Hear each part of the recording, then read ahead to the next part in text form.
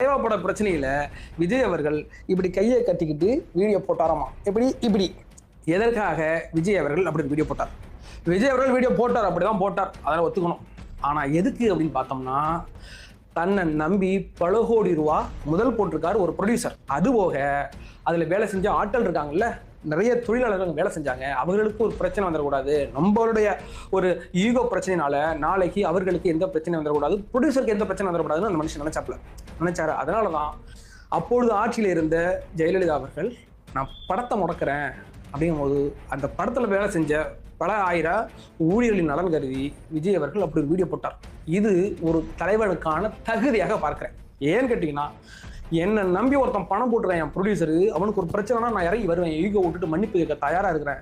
என் படத்துல வேலை செஞ்ச லட்சக்கணக்கான டெக்னீஷியன் குடும்பம் வாழணும், அவங்களுக்கு ஒரு பிரச்சனைனா நான் கையை கட்டிட்டு மன்னிப்பு கேட்டேன்னு ஒரு தலைவர் நினைச்சா அப்படி கையை கட்டிட்டு மோக்கியம் பண்றீங்க.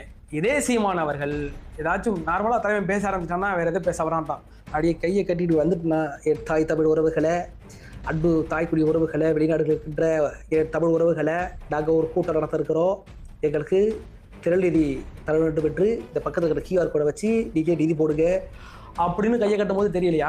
திரள் நிதியை திரட்டி கட்சிக்கு நீங்க செலவு பண்றீங்க, ஒத்துக்கிறோம்.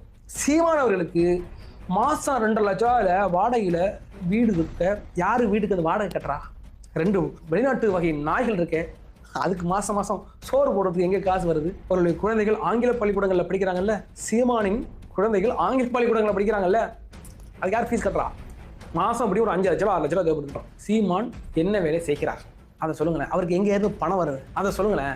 அதெல்லாம் ஓட்டோட வச்சுக்கிட்டு இப்படி விஜய் அவர்களை நீங்க மோக்கி பண்றது. அவர் சொந்தமா சம்பாதிச்சாரு, சொந்தமா வராரு, வெளில வராரு, மக்களுக்காக செய்யணும், வெளில வந்துக்கிறாரு. அவர் மேல 1000 விமர்சனங்கள் இருக்கலாம், 1000 குறைகள் இருக்கலாம், அதை களத்துல நம்ம பேசலாம், இல்லைன்னு சொல்லல. நீங்க ஒரு இண்டிவிஜுவலா பர்சனலா போனீங்கன்னா, இப்போ நாங்களும் பர்சனலா துருவி எடுத்தோம்னா, சீமான் அவர்களுக்கு எங்க இருந்து பணம் வருதுன்னு கேட்டா என்ன பண்ணுவீங்க? உங்களால என்ன பண்ண முடியும்? தலைவா பட